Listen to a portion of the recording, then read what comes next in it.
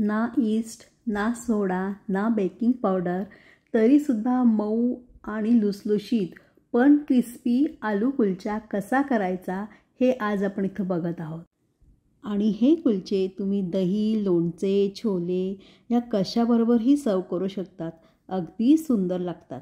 नमस्कार, दीपास किचनमध्ये तुम्हा सर्वांचे खूप खूप स्वागत। आज एक काही अनोखी डिश जी झटकीपट होणारी सुद्धा आहे आणि जास्त वेळ लागेल म्हणजे भिजवून ठेवायचे, मग ते पीठ आंबवायचं, मग तो पदार्थ करायचे असे न करता त्याच्यापेक्षा वेगळा इन्ग्रेडियंट कुठला वापरायचा आणि ते कसे तयार करायचे हे मी आज दाखवेन। ब्रेडपासून कुलचे हे एकदम मऊ आणि क्रिस्पीसुद्धा कसे होतील हे आज मी दाखवत आहे। चला तर मग लवकर सुरुवात करूया। सर्वप्रथम मी इथं एक मोठा साईजचा बटाटा उकळून घेतला आहे आणि तो बारीक किसणीनेच किसायचा म्हणजे एकसारखा बारीक होतो।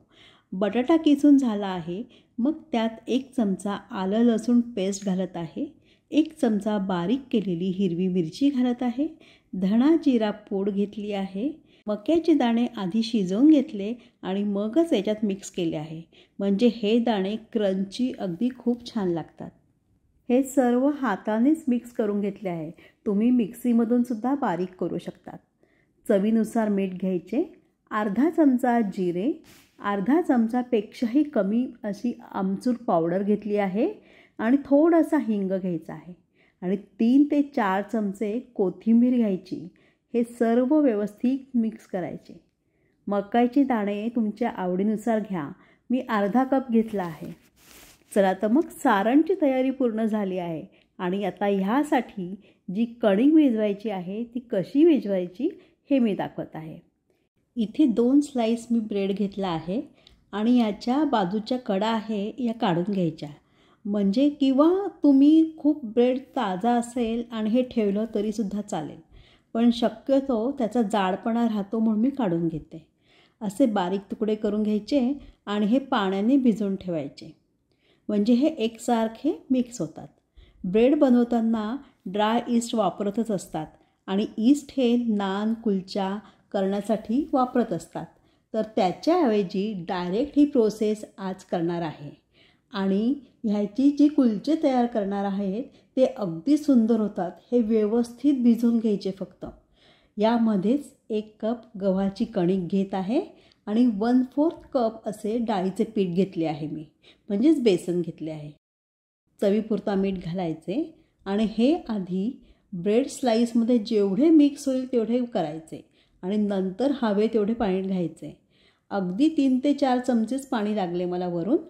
ही कणिक खूप सैल किंवा खूप घट्टही भिजवायची नाही, कारण यामध्ये बटाटा आणि मक्याचे सारण जे भरायचे आहे ते सैलसर असते, त्याप्रमाणेच कणिकसुद्धा भिजवायची म्हणजे कुलचे व्यवस्थित फुलतात। थोडेसे तेल लावून ही कणिक साधारण 1-2 तास झाकून ठेवायची आणि मगच त्याचे कुलचे करायचे। तुम्ही बघू शकता इथं कणिक किती छान भिजली गेली आहे आणि फुगली पण आहे म्हणजे त्याचे खमीर तयार झाले आहे। जसे पराठे बनवण्यासाठी जेवढी कणिक घेतो तेवढीच कणिक घ्यायची आपण इथं। थोडेसे तेल लावायचे आणि यामध्ये सारण भरून घ्यायचे आणि पराठा किंवा पुरण जसे भरतो त्याचप्रमाणे सारण भरायचे आहे।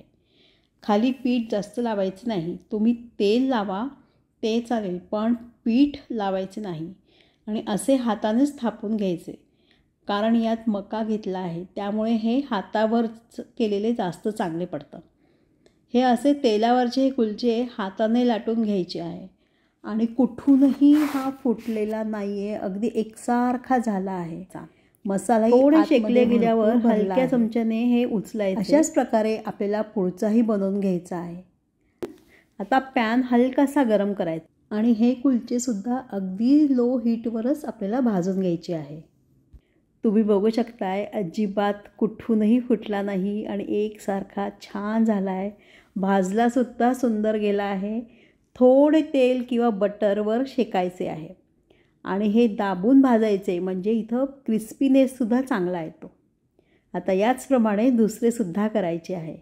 अतिशय सुंदर झाले आहेत आणि एकसारखे सगळे तयार झाले आहे। याचप्रमाणे आपल्याला पुढचे सुद्धा करायचे आहे। तुम्हीसुद्धा हे मेजरमेंटने आणि ह्याच प्रकारे जर हे कुलचे करून बघितले तर अगदी सुंदर होतील, कारण हे कुठेही फुटत नाही आहे. त्यामध्ये मी कॉर्न घातले तरीसुद्धा ते अगदी खूप इंटॅक्ट आहे, तसेच राहतात, व्यवस्थित फुटत नाही आहे, त्यातले सारण बाहेर आलेले नाही किंवा ते जसे क्रिस्पीनेस जसा पाहिजे तसा बरोबर आलेला आहे सगळ्या कुलच्यांमध्ये. तर अशा प्रकारे हे कुलचे तयार झाले आहे. तर तुम्हीसुद्धा ही रेसिपी जरूर करून बघा आणि माझा हा व्हिडिओ तुम्हाला कसा वाटला जरूर कळवा. धन्यवाद. अशा रुचकर रेसिपींसाठी दीपाज किचनला सबस्क्राईब करा आणि बेल आयकॉन क्लिक करा, म्हणजे तुम्हाला नवीन रेसिपी मिळत राहतील.